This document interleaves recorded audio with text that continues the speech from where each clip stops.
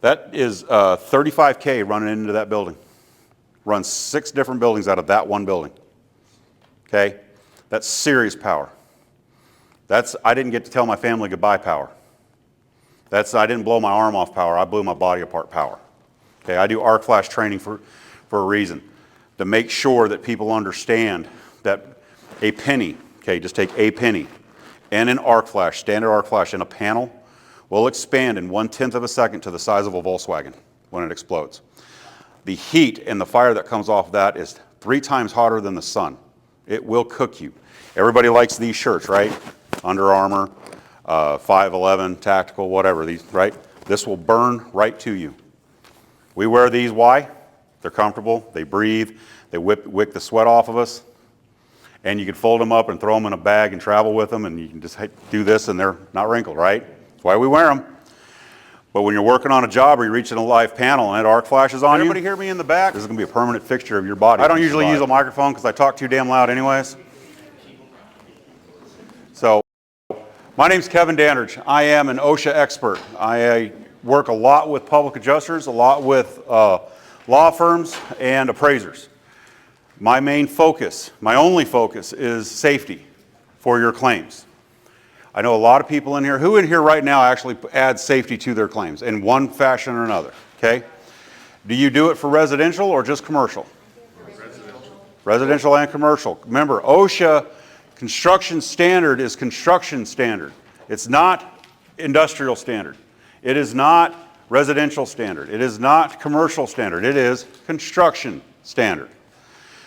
You work in, how many people are here work around waterways? That doesn't mean just like Florida, but work around lakes, rivers, that kind of stuff. Okay, so now you fall into the maritime standards. I teach maritime as well. I do OSHA safety protocols, expert witness work. Starting to get into the umpire side of it. I'm getting asked to be umpire a lot because of my standards of how I look at things. I look at your claim of what needs to actually be added. Okay, you tell me what your scope is. I tell you how to do it safely. Okay, if you tell me it's getting siding, it's getting roof, it's getting brickwork, I look at just those things. If I look through your pictures and see other things, I will add those to it. I see asbestos in pictures. I'm an asbestos instructor. I'm a lead instructor. I'm an arc flash instructor. So I look at all of those things. NFPA 70E, that's arc flash. That's working around live electrical. How many people here work and do jobs around or after a storm, after a hurricane? Okay. While you're on that job, how many times has the power company gone around and turned power back on and let you know that they did it? Never. How many times have you put your hands in a panel that was dead when you opened it up the first time and found out it's not dead the next time? I mean, I would be surprised how many times guys do that. I'm sorry, when I say guys, I'm being gender neutral. I'm covering everybody. All right? What I'm saying is nobody goes around and says, hey, by the way, that panel's live. You've got the dead front off of it. You're looking at it. How many times have you looked in a live panel and had water inside that panel? Okay? Not only is that an arc flash issue, not only can that kill you because you touch that water and it's got live power in it, but if it's on a coastal way, it's more than likely seawater. Now it's salt. Now it's corrosion. Now the EMT or the piping that electrical conduit runs, or the electrical runs through that conduit, has got to be pulled out because it's corroded. The wire inside it's corroded. So now you're going to have a live arc when they turn that power back on. How many times do you know of on this that you have a generator fired up next door, somebody's got a gen rack running? Do you realize that there's power probably coming into your feed that you're in at your house?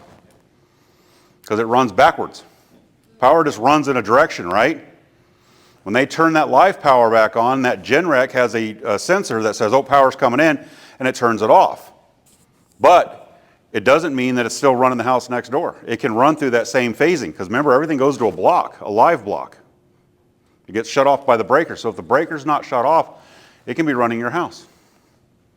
I knew a guy that literally ran during a storm because his neighbor had a massive gen rack running, and his house, it was able to keep his refrigerator and his AC running. And he didn't have power to his house. So, what I'm here to talk to you about is safety in general. How are you looking at a claim when you show up at it? How are you assessing what needs to go into that claim?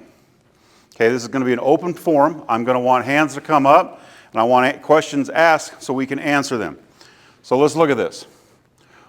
When you're walking a claim, are you looking at the claim, or are you looking at how it will be dismantled and redone safely?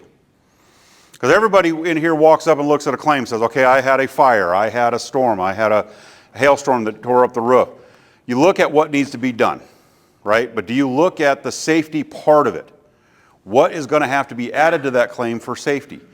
Not only to keep the American worker safe, that's what OSHA does, but to keep the residents of that house, to keep the business owner and the people that come to that business safe. His employees, you're doing a work on a warehouse roof, all his employees got to be kept safe, or you're going to have business interruption because you're going to shut that place down because nobody's allowed in there while you're working, right? So, here's a fire. Did this in Mississippi, January of this year. It's a school. I didn't realize it was going to be so lit in here. It's kind of hard to see that picture. But looking at this is the two different hallways of this school. The school was built in 1962. It's a CMU walls, interior and exterior. It's got joists that run across the top, steel frame rafters. Then it's got a concrete deck and then bid mod on top. All right? And looking at this picture, safely, what's the first thing that you're going to want to do? The minute you walk up on that job, just to walk it the first time, what would you have to do?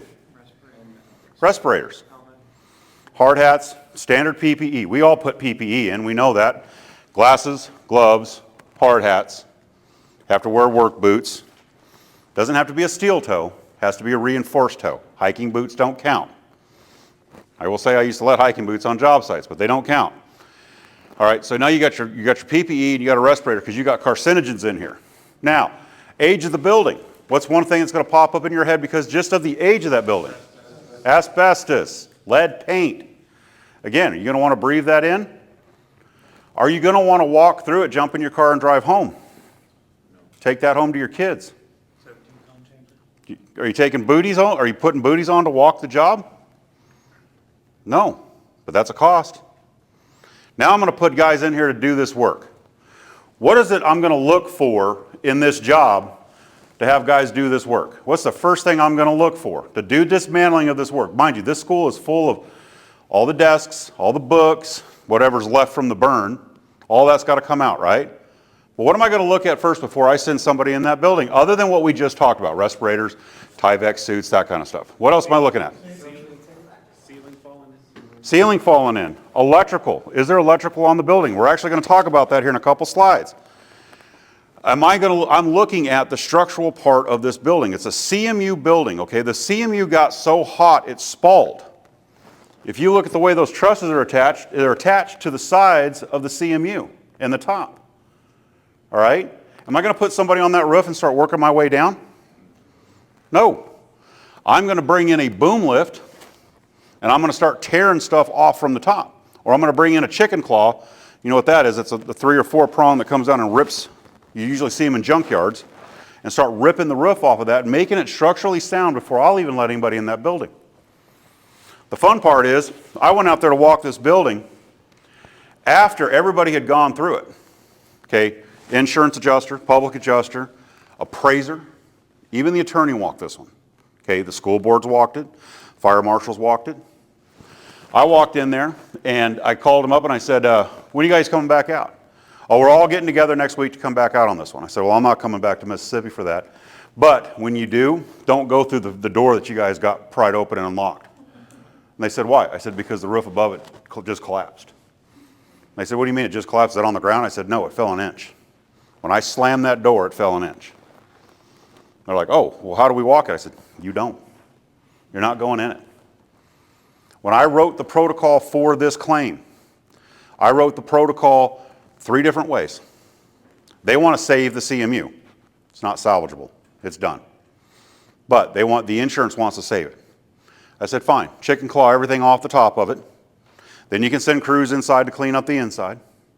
And then you can go through and seal everything and pressure wash or ice blast all that CMU to get all the crap off of it. Or you can do, you can come in from the sides and work your way through the main structure and let the other parts will collapse and barricade as you go. Or you can do the smartest thing in the world. Bring a damn bulldozer in here and level the damn thing to the ground and start over. It's your cheapest option. Okay? Do you think my public adjuster was happy that I put a cheaper option on it? Honestly, anybody? You know what he told me? Works for me. Done. Claim's going to finish that much faster. Level it, pull it up, and redo it. Hell, the damn thing's from 1960, what did I say, 2? In backwoods, Mississippi. Okay, we're not talking quality built when it was built, let alone now. They don't care. The insurance company said, yes, absolutely, level it. Okay, did the public adjuster make that extra $700,000? No, but he didn't care. It was settled and it's done. Okay, and it's the safest way to actually do this job. So now that we've looked at that, let's look at this. There's my electrical on the outside of that building. Is it live or is it dead? Now mind you, I know you're not standing there, but is it live or is it dead? Yeah, no, just assume it's live. All guns are loaded. All guns are loaded. Thank you very much. When I called that morning and I said, hey, I noticed all the power's coming in into weatherheads and stuff. Is it alive or dead in that building? So the building's been disconnected. Everything's dead around there. Everything is dead around there. When I walked around behind the building, right next to it is a transformer. And that transformer is out there going pop, pop, pop, pop, pop, pop.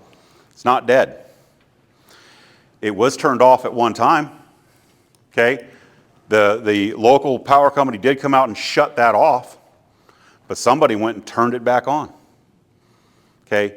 If power is not locked out and tagged out, and I mean locks on it, shutting it down, and verified every single day that it's not live, you have to assume it's live. Okay? That is 35K running into that building. Runs 6 different buildings out of that one building. Okay? That's serious power. That's, I didn't get to tell my family goodbye power. That's, I didn't blow my arm off power, I blew my body apart power. Okay, I do arc flash training for a reason. To make sure that people understand that a penny, okay, just take a penny, and an arc flash, standard arc flash in a panel, will expand in 1/10 of a second to the size of a Volkswagen when it explodes. The heat and the fire that comes off that is 3 times hotter than the sun. It will cook you. Everybody likes these shirts, right? Under Armour, 511, tactical, whatever, these, right? This will burn right to you. We wear these, why? They're comfortable, they breathe, they wick the sweat off of us, and you can fold them up and throw them in a bag and travel with them, and you can just do this and they're not wrinkled, right? That's why we wear them. But when you're working on a job or you're reaching a live panel and it arc flashes on you, this is going to be a permanent fixture of your body if you survive. Okay, the vests, I won't let guys wear vests around them when they're working around live electrical. Why? It'll cook it. I've got a guy that's got permanent marks from a vest and a fall protection harness from an arc flash. I've known him for years, and he's that way because of an arc flash. Arc flash is $1,500 minimum to get put on a job site. 9 times out of 10, it has to be done by the electrical company of the area, not a certified electrician, but the electrical company has to come and do it. They will charge you $1,500 minimum to come out and put on arc flash blankets around all the live power to make sure it doesn't get touched by a forklift, a rod, a staff, a concrete leveler, anything, tractor, nothing. That power right there, this is what amazes me. At that power level, that power will jump 10 feet off its line. In the humidity, in rain, in a thunderstorm, it will jump 10 feet off that line. That is where the kids play in a schoolyard. This is how much they pay attention when the electric company puts power in an area. All that should have been run underground. Should have never been around where those kids are. Could jump 10 feet. So you got to think about that. But that's $1,500 at minimum. And some places like PP&E will charge you a monthly charge. So if you've got arc flash blankets or arc flash protection on a job, they'll charge you $1,500 to put it on. They'll charge you a monthly fee that it sits out there, and then they'll charge you another $1,500 to take it off. Okay? You got to call your power companies and make sure what are they charging to do arc flash, and put that in your estimate. Think about that. That right there is damn near $7 grand by the time it's all done for a 3-month job. You don't count for that $7 grand that's coming out of somebody's pocket. It's usually your client. All right, structural damage. Are you watching your footing in the locations from below? You walk into a building, right? It's got structural damage. This is a fire on the 2nd floor of an apartment complex, this apartment complex. We walked in, they said, yeah, the fire mainly was upstairs, let's go upstairs and walk it. I said, I absolutely not going upstairs. They said, why, do you see that flooring and those trusses? They said, yeah. I said, do you see this is 380 pounds of man? I go through shit pretty quick. All right? I'm not doing it. I won't do it. I will refuse to walk a job. I've been called out to jobs. I'm based out of Arizona. Okay? I've been called out to jobs all over the country and walked in and literally had to go, I ain't going in there. I didn't bring respirators. You didn't tell me that I needed respirators. That's structurally damaged. I'm not walking in there. I don't get on roofs for a reason. Okay? I don't bounce.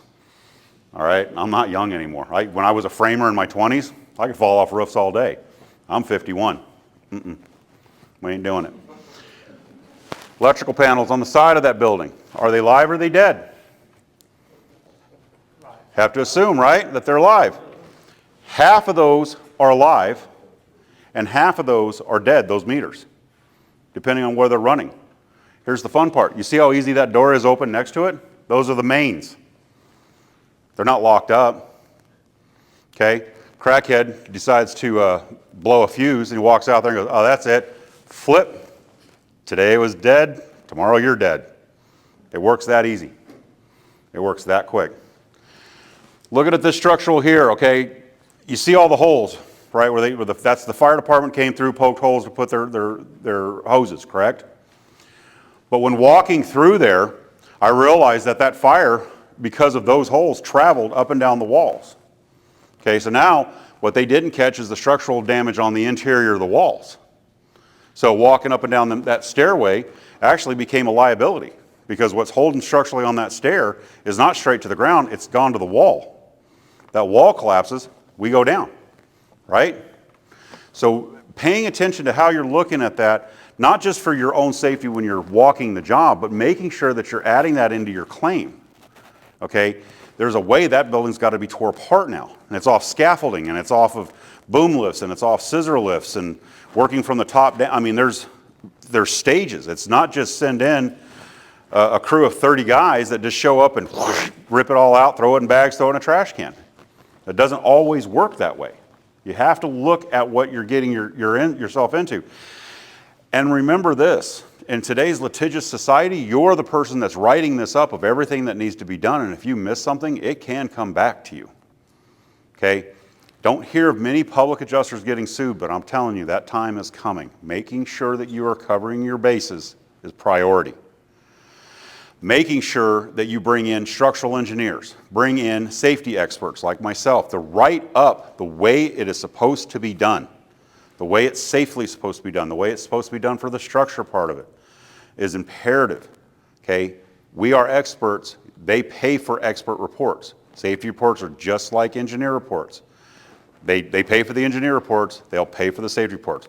The plus side is they'll bring an engineer out to fight your engineer report. They don't bring another safety guy out. Why? They don't have one. Okay? They don't have one and they can't use one, but yet they'll never put it in writing that safety is not important, that safety is not required. They will not put it in writing. You know why? Because they're the reason that safety exists.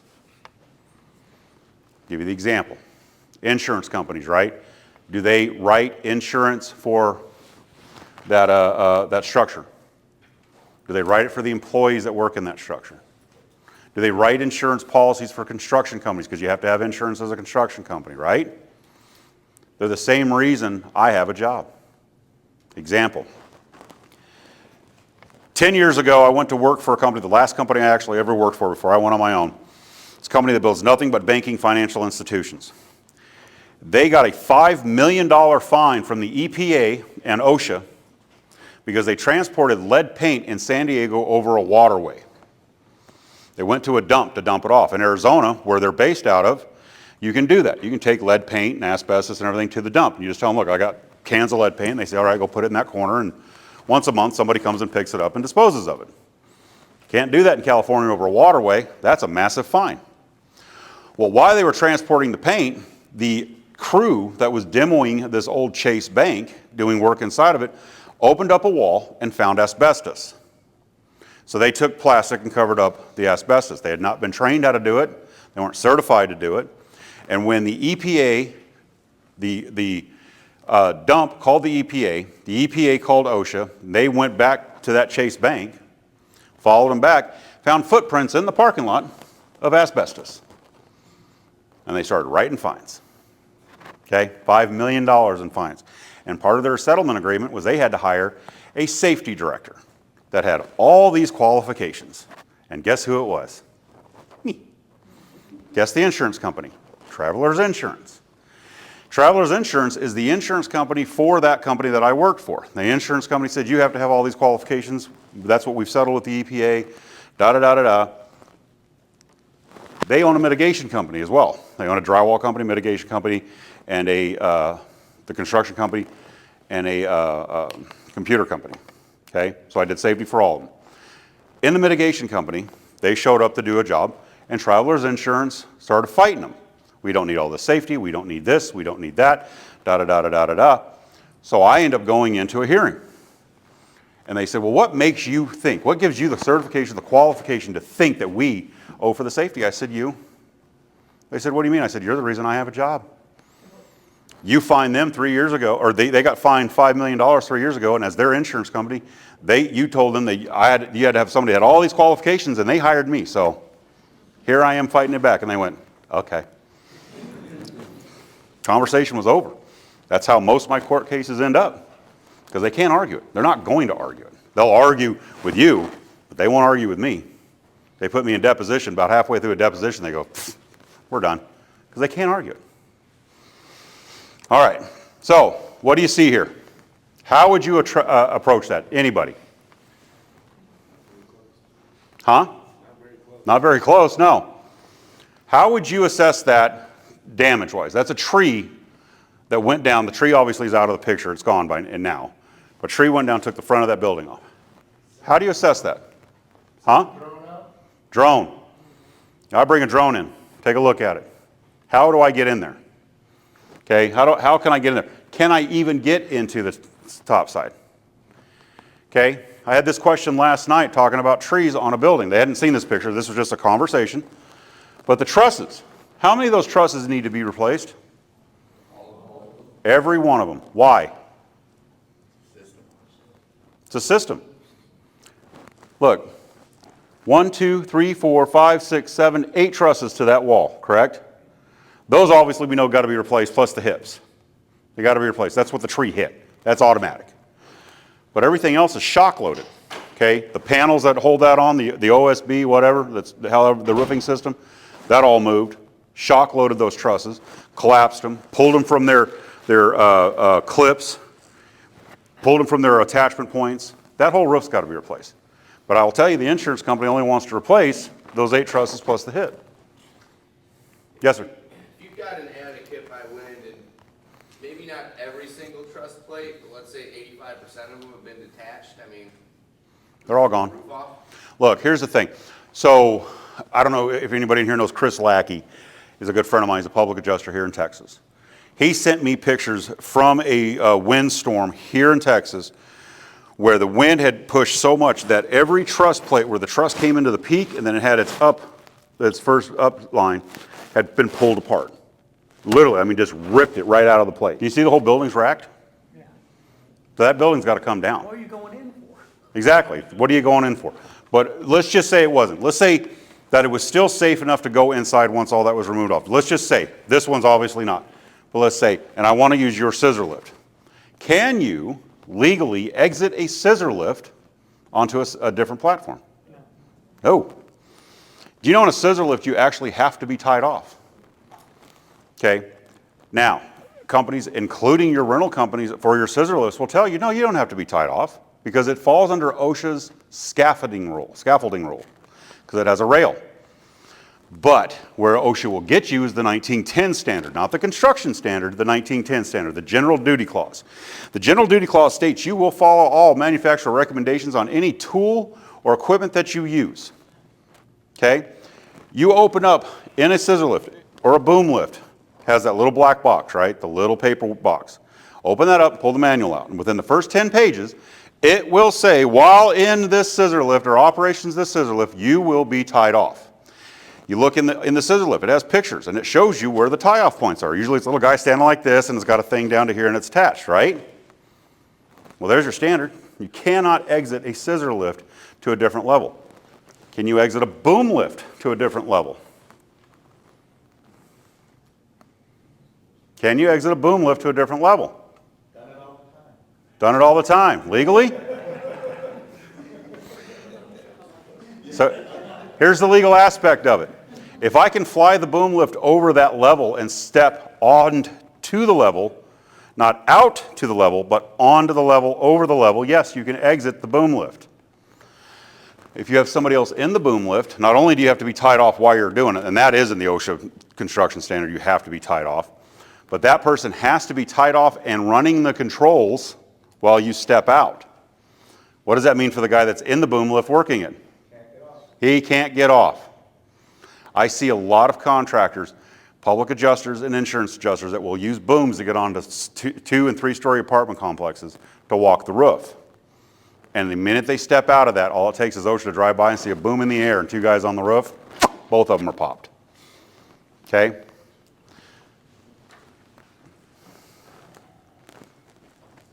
Asbestos, lead. This is a lightning strike in Atlanta. Okay? Mitigation company came in, and this is how they left it. All right, they opened up the wall where the strike was. No fire, just a strike. Okay, blew out the wall, blew out the framing. They opened it up and did a nice clean edge. So let's talk about this. When dealing with asbestos in a building, can I patch back to that? Can I put a piece of drywall up against that edge and patch back? You can't sand it, exactly. It makes it friable the minute you start sanding on it. Okay? They'll tell you all day, yeah, you can do that. You put a piece of drywall on there, tape, texture it, and off you go. But I can't sand it. So I can't do it. So here's the fun one on this one. Well, there's 2 fun ones, but talking about the drywall side of it, the plaster side of it, that material ran through every doorway.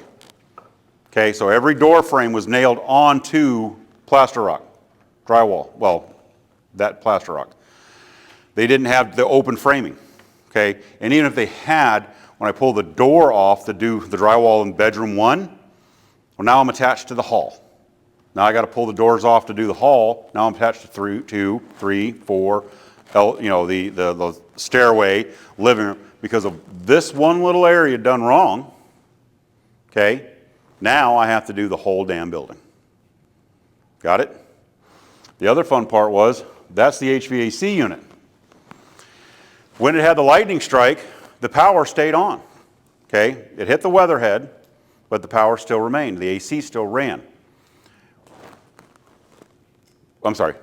When the lightning strike, it shut off the power, but they got the power back onto the building, turned the power back on while they were doing the mitigation work because it was Atlanta in the summer. They didn't close off this room. They didn't barricade it. They didn't plastic it. They didn't negative air it. So all that dust sucked through that AC unit, which didn't have a filter in it. That's the only soft duct is actually in that little closet. Everything else is hard duct. Okay? And it is old hard duct from like the 30s. So there's no cleaning it. Because of that duct work, all that plaster has to come out. So that lightning strike that was I think it was a $250,000 claim for the roof, the wetter, the electrical, all that stuff, turned into a $900 and something thousand claim on a house that's only worth about $130 at the time. Okay? The insurance company lost their mind. They said, fine, we're going to just tear the house down and rebuild it. The client said, absolutely not. My grandfather built this house. You are not tearing this house down. And he won that. Just moved out of it and let it be. That house is still sitting just like that. How do we get $930,000 worth of coverage on a $130,000 house? I'm not here to question how. I'm here to tell you why. Pretty much. Again, I don't get too involved in the policy side of it. That's not my part. I just tell you how to do it safely. I will tell you, I've come up with a formula. You see that number, $8,000 for a 10 by 10 room. Okay? 10 by 10 room, you're going to charge $8,000. That's between your workers, your safety, your Tyvek suits, your negative air, the haul off, the trash cans, because remember, all that's got to go to a separate dump. It's got to go into a separate can. It's got to go into bags. It can't just be hauled out on a wheelbarrow and dumped into a trash can. Got all that safety. You're averaging about $8,000 per 10 by 10 room. 20 by 20 room only goes up to about $9,000. That's just the PPE. It doesn't take much more. But remember, every time you put a worker in a room in a Tyvek suit and a respirator, I'm not talking an N95, I'm talking an actual respirator, and his little booties and his tape that he puts on to seal this up and the gloves and all that stuff, and he goes, I gotta take a piss. Tears all that off, that all goes in the trash. How much are Tyvek suits right now? Huh? Try $42 a unit. You get it you can buy them by the case at a little cheaper. They're about $42 a unit right now. Okay, think about that. Right. I got this house. All right, I got this house here. This is a 1,500 square foot home, 1,800 square foot home. I'm going to put probably 10 guys in that house to do all the demo work for about a week. It'll take me about a week to demo it out right. Okay? They're going to wear at minimum 3 Tyvek suits. First one of the day, lunch, piss after lunch, right? And are they allowed to go out and smoke while they're in those suits? Nope. Can't smoke in a Tyvek suit. It's got asbestos on it. Why? You're just breathing in the asbestos, sucking it in even harder. Sure in hell ain't wearing the respirator while you're doing it. And if you are, you ain't smoking a cigarette. That's a Vietnam joke. So, all right. So again, getting into these costs, got to make sure you have these costs. Also, making sure that you're paying attention to your jurisdiction. All right, Colorado, asbestos. Colorado asbestos by law states that if a homeowner is doing a remodel job, that they can take their asbestos and throw it in their trash can. Okay, their drywall, their whatever, they can throw it in a trash can and it can be hauled off to the regular dump because it's just a mild remodel, right? A bathroom, a bedroom, or whatever, right? But as a GC, you have to send it to a certain job site, and you have to have a certain dumpster, and you have to have certain bags and certain labeling, and you have to get permitting to do it because you're doing mass work. Guess where the dump is in Colorado? How many dumps do they have in Colorado that you can actually take asbestos to? Because it changes, honestly, like every quarter, but on average, how many dumps do they have? One. You got it right. There's one. Now, sometimes you can take it to your local dump. They'll say, yeah, we've got an area that we've set up for it for this quarter, but there's only one dump. Okay, if you're working in Colorado, or excuse me, Denver, you're shipping to Colorado Springs. That's where the dump is. Okay, think about it. You're working almost on the Wyoming border. You got to ship it down. How much does that cost? How about lead? Where can you dump lead in Colorado? I'll tell you, it's called Utah. Arizona's the same way. The drywall company I do safety for, they do safety, lead lined walls for x-ray rooms. The drywall that's lead lined, all that scrap has to be shipped to Utah. The room itself will cost $60,000 to lead line drywall it, okay? 60 grand. It's not that expensive, really. How much it costs to ship all that trash to Utah? $78,000 to ship it to Utah. Now we found a little loophole that we can pull the lead off the scrap drywall and put it in a bin, and the company that makes that lead line drywall will come pick it up for free. And then I don't have to ship the drywall off the trash. Okay? but that took me about 9 months of research to find that one. All right, here we go. Next. AC units.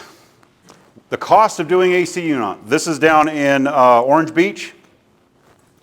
Okay, the parapet wall is high enough. We don't have to have fall protection unless we're working on that edge or over that edge.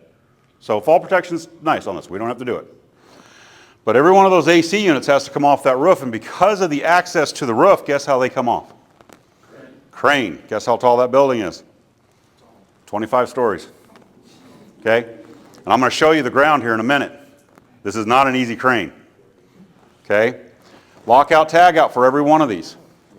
And here's the fun part. For some reason, half those units have gas running to them. Some are just electrical, some are gas and electrical. So not only do I got to lock out, tag out the electrical, I got to lock out, tag out the gas. And when I disconnect the gas and pull all the lines off the roof that are gas, I have to put it back on, recertify it, bring the city out, make sure it goes through gas testing, make sure it gets pressure tested, right? That's all costs. That's all permitting just to pull an AC unit off. All right?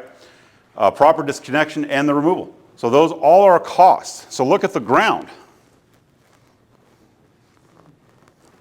Really look at this ground, guys, okay?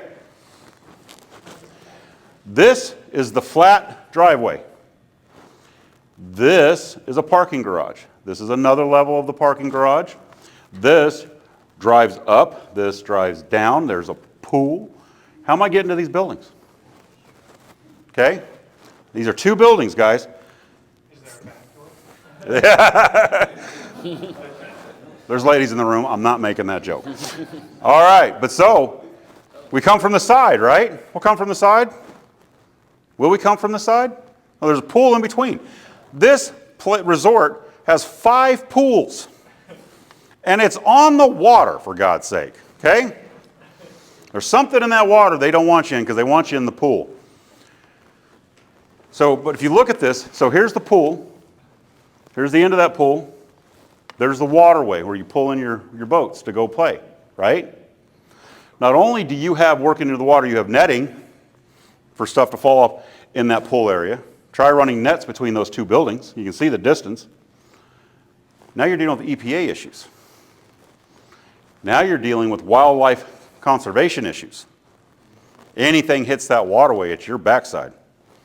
Okay, so now we got to close everything up. Everything's got all that roofing. One second. All that roofing's got to be packed into trash bags and hauled out of there. How? By crane. Game and fish. Now you got to do FOD walks all day. This is laborers on the ground, walking around the building all day long, making sure there's no nails with magnets, picking up trash, picking up this, picking up that. Hell, that's a labor crew of 10 to 15 people a day. Got to account for it. Flotation devices. Not that you would survive the fall, but they want to be able to recover you. Okay, seriously, these poor bastards got to wear flotation devices because they're working over water. What was your question?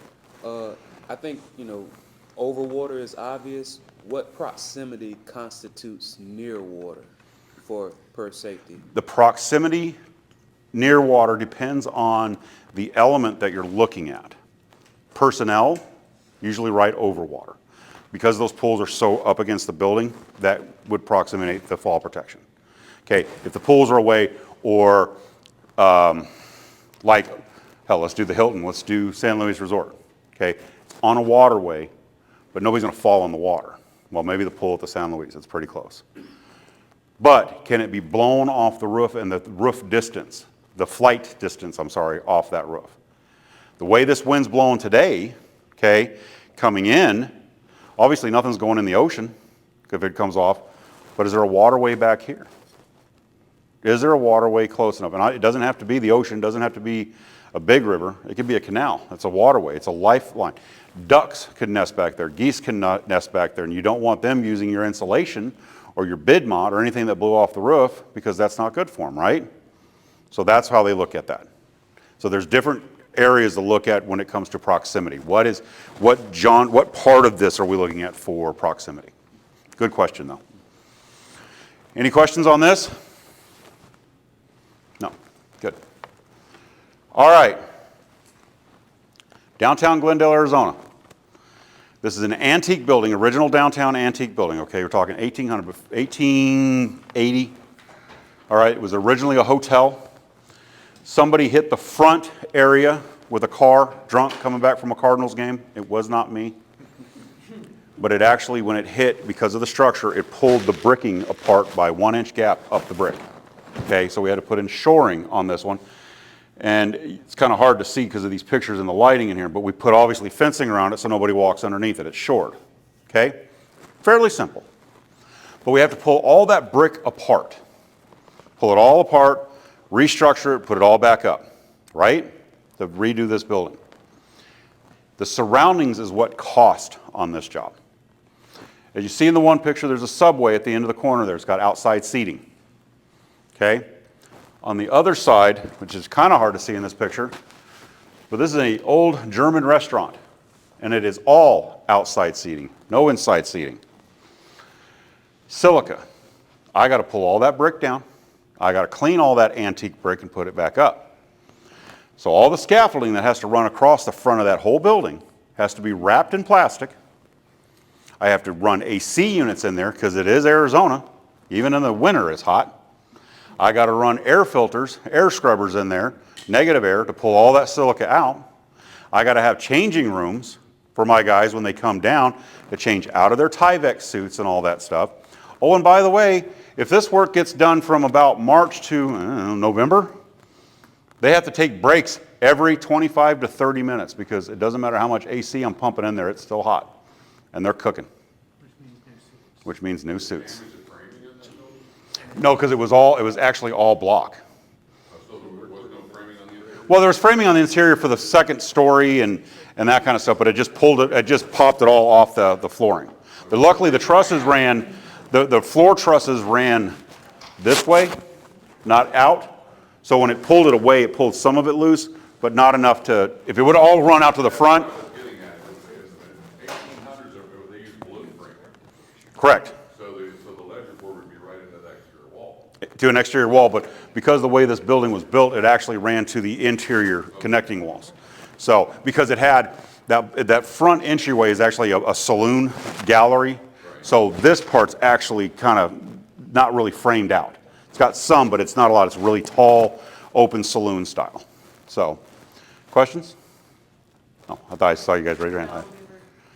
Making fun of me. I got it. All right, but again, looking at this, structurally, it was safe enough to walk in. We walked in and went, oh yeah, we got an issue here.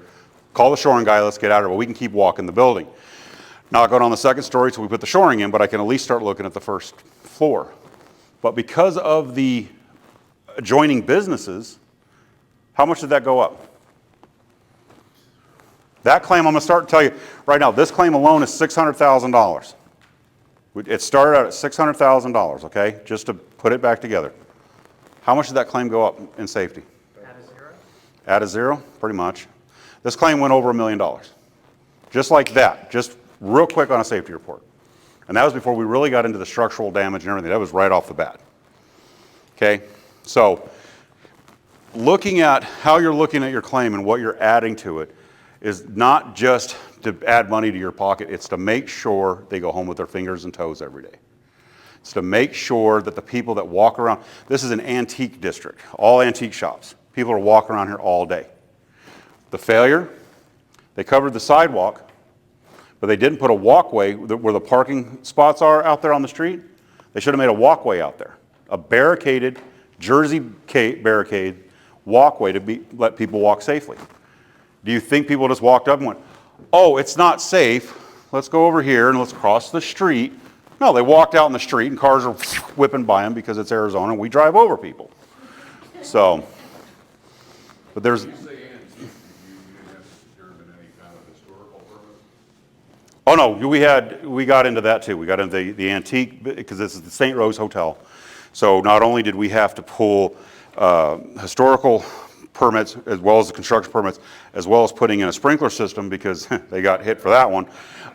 Then we also had to have the Historical Society come out and approve everything that was being done, also while the work was being done, going, yeah, it doesn't look old enough. And you think I'm kidding on that one. That mortar doesn't look right. It's too clean. They wouldn't have done that back then. Oh, okay, well, plaque. How's that? Oh, okay, that works. Stupidest thing I've ever seen, but that's how they do it. Yes, ma'am. So the big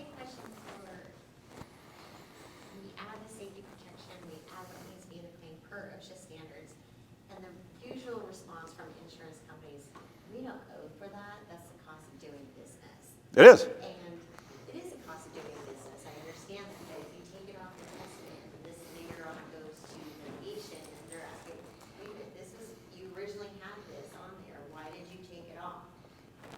Great question. I get this question all the time. It's a great question. If you didn't hear her question, is basically how do you combat them saying it's cost of doing business and you take it out of the claim and then something comes back and bites you in the backside, We don't take that as a claim. right? Hold on, I'm going to answer this. So, is it a cost of doing business? You're damn right it is. Buying nails is the cost of doing business, but you pay for that when I put a bid in. Buying the wood, buying the concrete, buying the hard hats, all that is cost of doing business.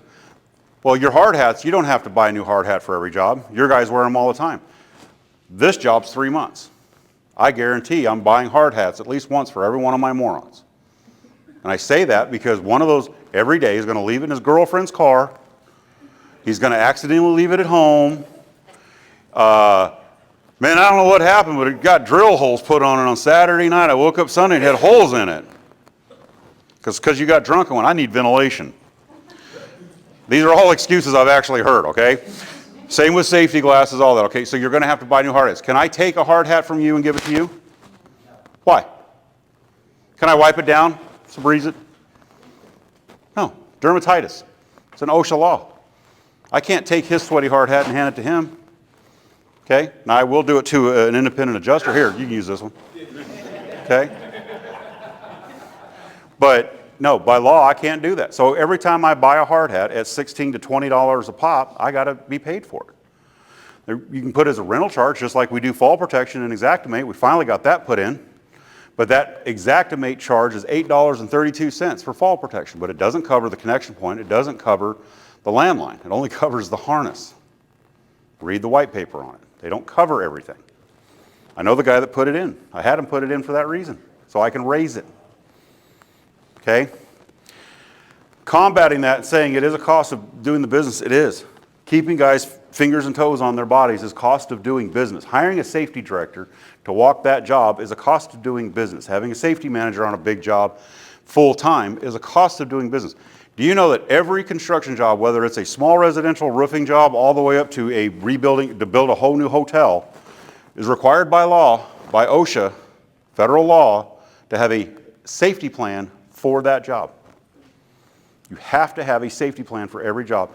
And it has to be written by somebody who knows what the hell they're doing and can stamp it. Okay?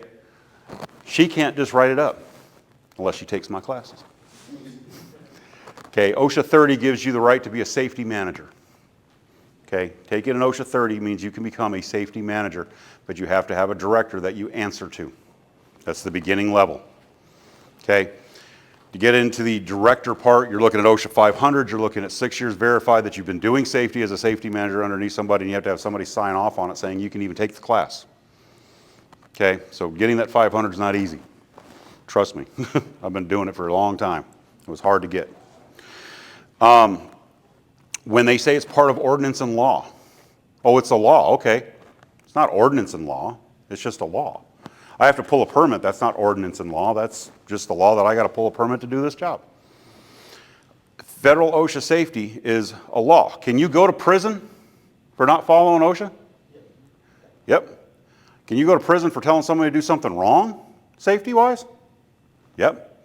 Every protocol I write, I take a chance on going to prison. You know that, right? Every time I write a protocol, I take a chance on going to prison. If I write something wrong in there, I can go to court. I can go to prison for it. Making sure that they understand it's not ordinance and law. Ordinance and law means there was a fire and that door got affected, and because the city says now it has to have self-lockers, if there's a fire and those doors open up and lock open to get people out. Ordinance, huh? Sprinklers, that's ordinance and law. Okay, I now have to put sprinklers in, it's ordinance and law. Ordinance law will cover that door, from the cost of that door to the new magnet door, but I have to do that one and those two as well, and it covers those for full cost. That's what ordinance and law is for. It's not for safety. What about when they say about the fall protection and all that, that's included in the O&P? It's not part of O&P? They say that. Oh, I know they say it. It's a cost of doing business, no different than trash bags. They pay for trash bags. I throw them out. I throw harnesses out after probably 3 roofs. They're not good anymore. Okay? That's why we put a rental fee on them. And at a certain point, they go, I'll just buy you a new harness. Okay, because it's cheaper. Fine, I'm going to need 3 harnesses per guy on that job because this is a 6-month job. It's still cheaper than paying that rate every day. Trust me. But when it comes back to them saying it's the cost of doing business, it's part of O&P, it is. Why do you, well, so deposition I had last year, the attorney kept bringing up, well, every contractor has to follow OSHA, right? Yes. They know they have to follow OSHA, right? Yeah. It's the law. They know they have to follow all these safety. Then why the hell are we doing a specific safety protocol for it? Why are you adding cost? Well, because one, the law says you have to have a safety job site record for it, okay, a protocol for it. 2, I'll give you this. Everybody knows you got to wear a seatbelt.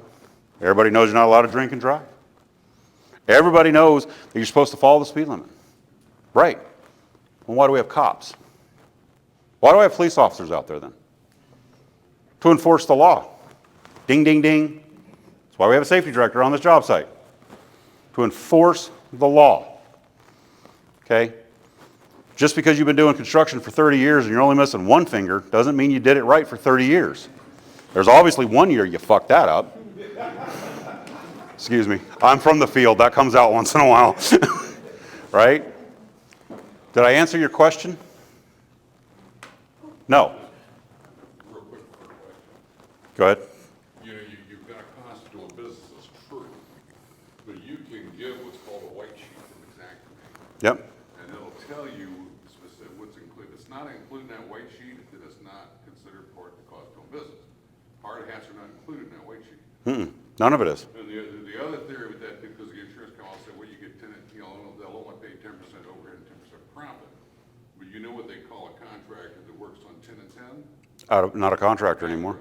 Yeah, bankrupt. So I always put 50 and 50 in. But you can get that, you can get a white sheet that'll tell you all that. No, I have white sheet. Okay. Okay, so maybe I'm misunderstanding your question Yeah, maybe. because I want to answer it right. The argument with insurance carriers, and I know because when I was an IA, that was my argument against PAs if you're adding OSHA standards because the insurance company tells you we don't pay for that. That's the cost of doing business.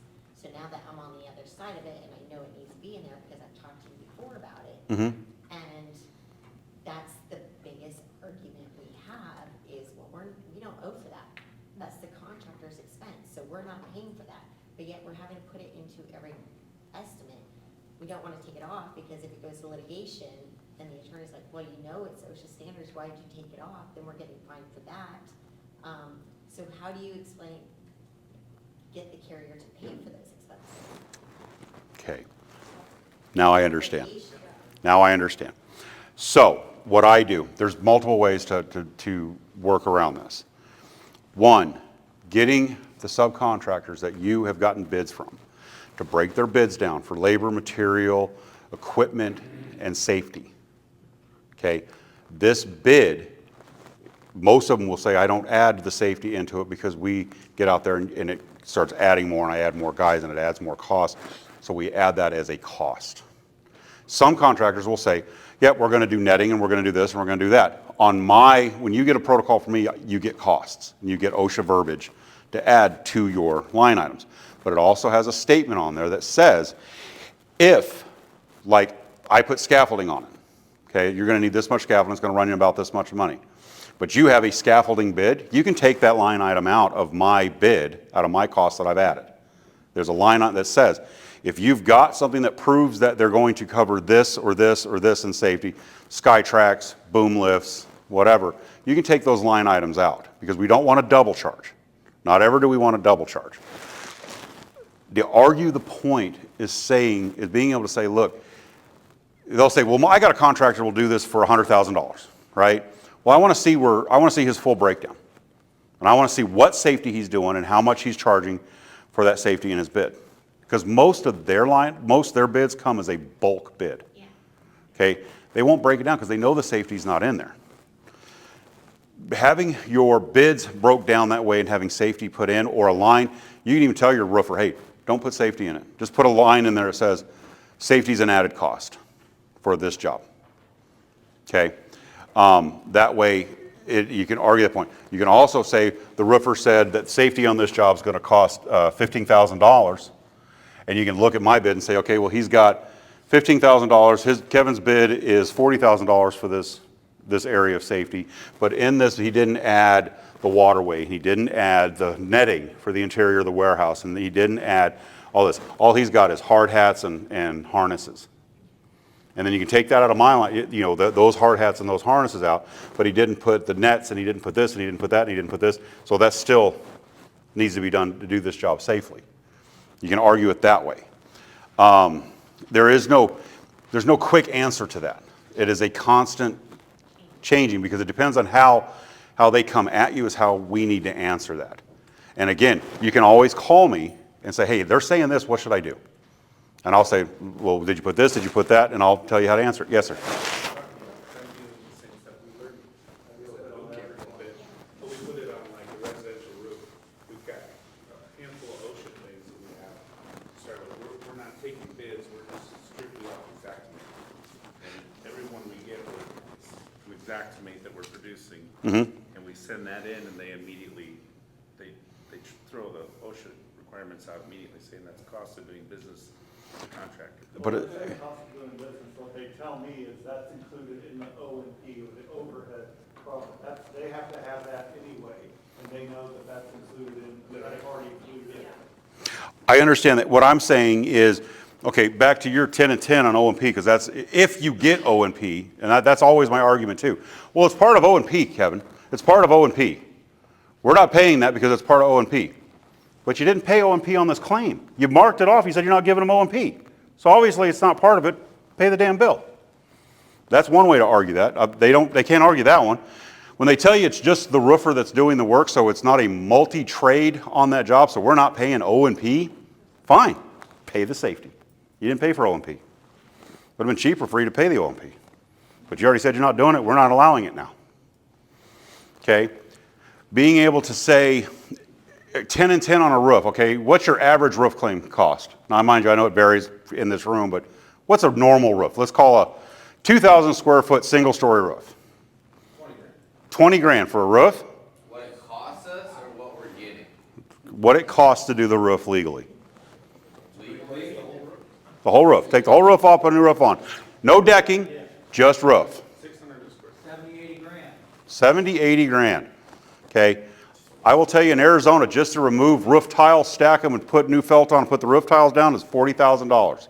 And that was before everything went up. Okay? I mean, you're not talking about replacing roof tiles. That's just restacking them and putting them back down. It doesn't matter the roof. It could be shingles, whatever. Shingles are more expensive because you're replacing all of them. Roof tiles, you get stacked. Okay? But it takes longer to do them because you got to work around the stack. You got to stress the roof, exactly. So, what's O and P on $80,000? That's your 10 and 10. 60? 16,000? 8,000, 8,000. 60. Do you think if I sat down and wrote you a full safety protocol on everything you're going to need to do is going to be covered under that 16,000? It'd be under 8,000, because 8,000 is the overhead.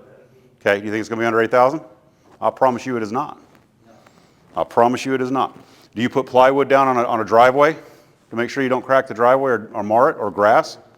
Sure do. Yeah, how much is plywood right now? $58 a sheet. I'm building a shop right now. I'm telling you, that's what it is. Yes, sir. Yeah, we got a breakout session, get ready to start, but if you guys want to have any further discussion. We can take it outside. Guys, thank you for coming in. Come see me if you need my card. More than happy to help you out.